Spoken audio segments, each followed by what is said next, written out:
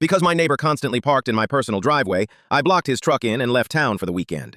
This guy Brett moved next door about half a year ago and immediately started treating my driveway like a public parking lot.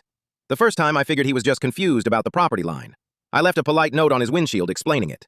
The very next day, his truck was back. I knocked on his door and he answered in a dirty tank top holding a beer at 2 in the afternoon.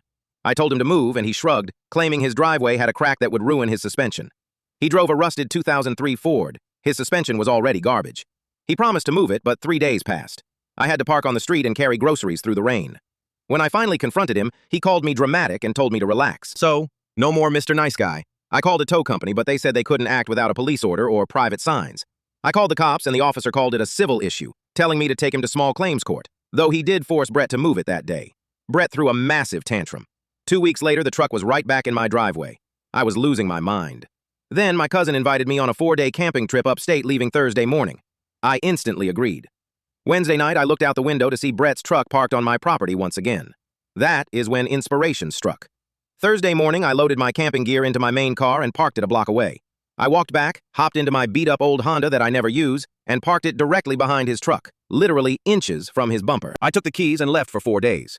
When I returned Monday, I had 8 angry texts. Thursday afternoon. Hey man, move your car. By Saturday, he was cussing me out for making him miss work. By Sunday, he was threatening to tow me. I replied from a gas station, "Good luck, it's my property." As I pulled onto my street, Brett was fuming in his yard, his truck still perfectly trapped. I walked inside and he immediately started pounding on my door, screaming that his girlfriend had to drive him around all weekend.